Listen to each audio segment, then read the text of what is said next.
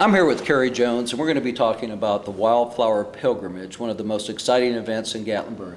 Carrie, thanks for being with us today. Glad to be here, Mike.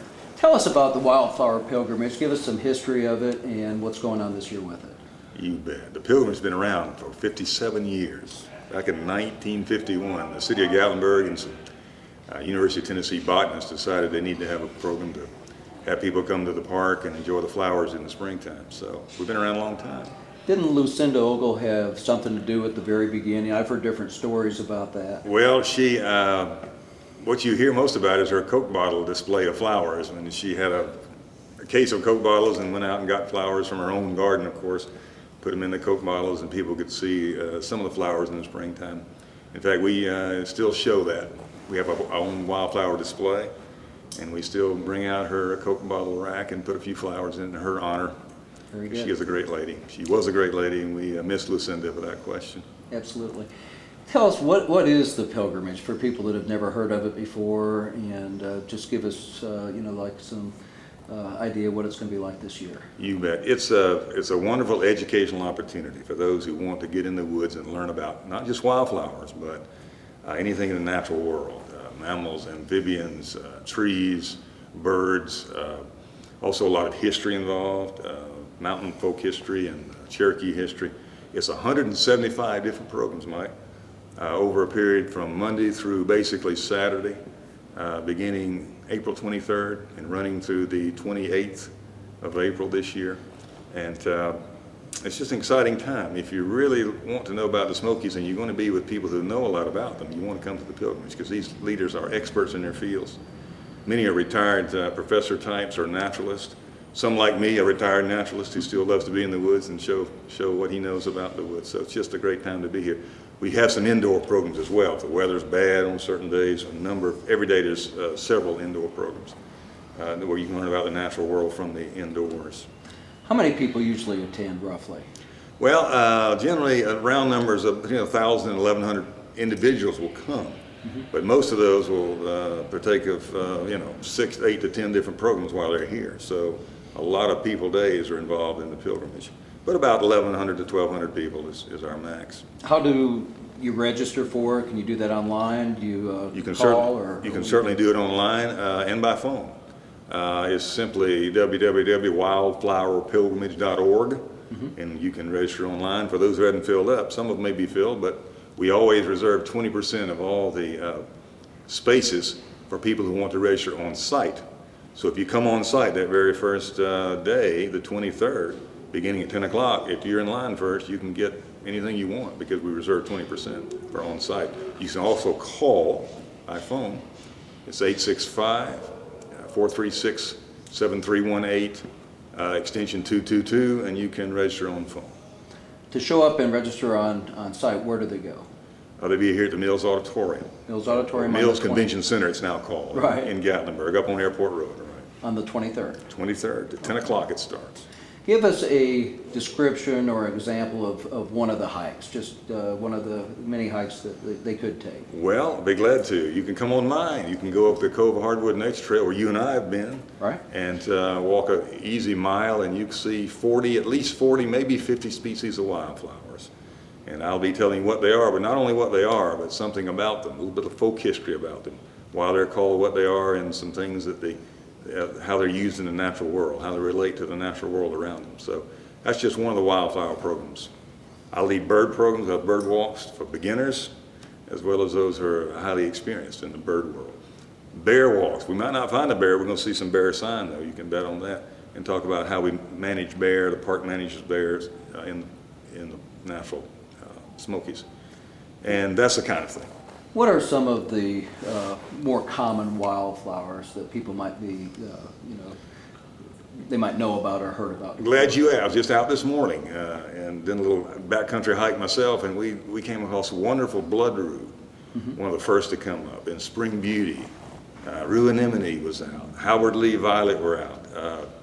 We saw, I actually saw a flowering peach tree that someone planted there, believe it or not, but it's flowering right now. Some of the spice bushes out, earliest flowers. Redbud is coming along. These are early spring flowers. And they're just getting started here. I noticed today when I was just driving around Gatlinburg that the Bradford pears are blooming, the flowers are coming up, and it's got to be just I know it's one of the most beautiful times of the year, but exciting for the people that are interested in wildflowers, knowing there's going to be a lot of stuff to see. Oh, always. In the park, there's over 1,500 plants that do flower. Now, not all of them flower in the spring, but the springtime is the time of year when the great majority of them do. So I think we've counted upwards of 500 different species of flowers that might be blooming. Of course, I'm talking about trees as well as the showy flowers like the trillium. Also saw trillium today blooming. So if you count all the plants that flower, oak trees, as well as the beautiful trillium and the dogwood and that kind of thing, you may push 500 different species that could be blooming in the springtime. So is there something pretty much different every day that somebody can do during the pilgrimage? Oh, without question.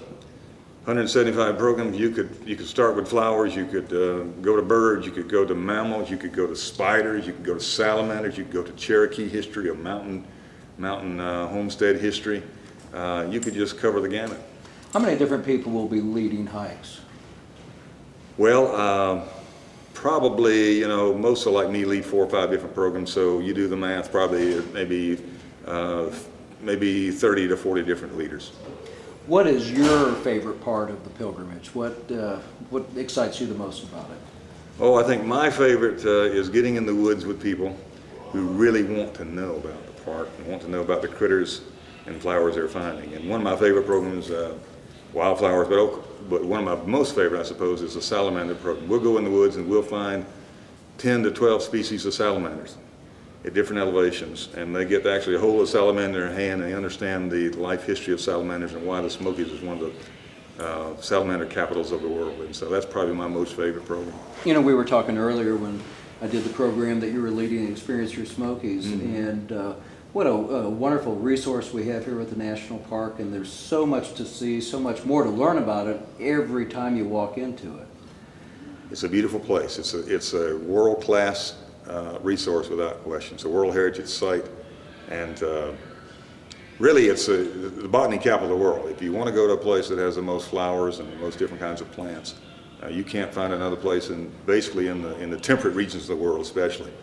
Those who have 4 seasons like we do. You won't find another place that has more plant species than we have. So we get botanists here from all over the world to see the Smokies, especially in the springtime when our flowers are in bloom. Well, it's great. Well, Carrie, I sure appreciate you being involved with this, and I'm going to try to attend some of the hikes and some of the classes, and it's going to be a wonderful time this year. Hope you can, Mike. Let me tell you about a very special program this year. We're having at the end of the week on Saturday evening, we're having a lady who's an actress. She's been on TV and on Broadway. She's going to do a one-woman show about the life of Rachel Carson. This happens to be the 100th anniversary this year, 2007, of Rachel Carson's birth. And of course, she wrote the book Silent Spring, which really began the environmental movement, the modern movement as we know it. So this is going to be an outstanding one-woman show, 7:30 Saturday evening, right here in Mills Auditorium. People want to take advantage of that. It's only $10, and you can't find a better buy for a world-class actress like this lady. Kaolani Lee is her name. Kaolani Lee, let me say it right. It'll be an outstanding performance on the life of Rachel Carson. I've noticed that I think more people today are more concerned about the environment and the ecology and just, trying to preserve what we have. And I think that the Wildflower Pilgrimage means more every year. I think you're right.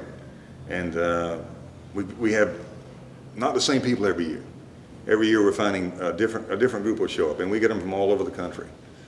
Far away in California, we have them, and people who maybe come one year, maybe come back another 3 or 4 years away. But so we're educating a lot of different kind of folks, plus the local people around the Gatlinburg, Sevier County, Knoxville area, and even over in Asheville and around that part of the world who come to the pilgrimage. And this would be good for all ages, families, all ages, younger kids. Right, younger kids would need to be with an adult of some kind, a parent or at least a leader, but all ages. And there's a little bit of a price break for the younger and the students. We have a lot of students from UT and other schools that come, and there's a little bit of a better price break for the students and the younger people.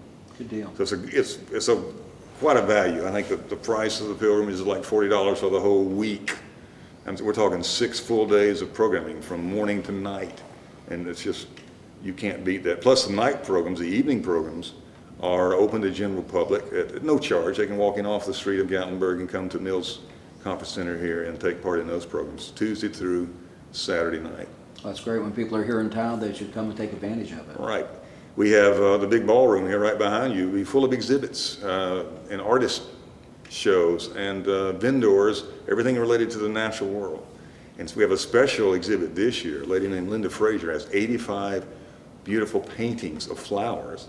They'll be framed, but it's called Wildflowers Through the Calendar Year. And so throughout the year, these paintings represent the flowers from 12 months. And behind not only the flowers, she's got insects and amphibians and mammals that are behind these flowers in the painting. It'll be interesting to try to pick out some of these critters along with the flower. It'll be an outstanding artistic exhibit right here in the main ballroom of the Mills Conference Center. How is the new Science Center up at Twin Creeks coming along?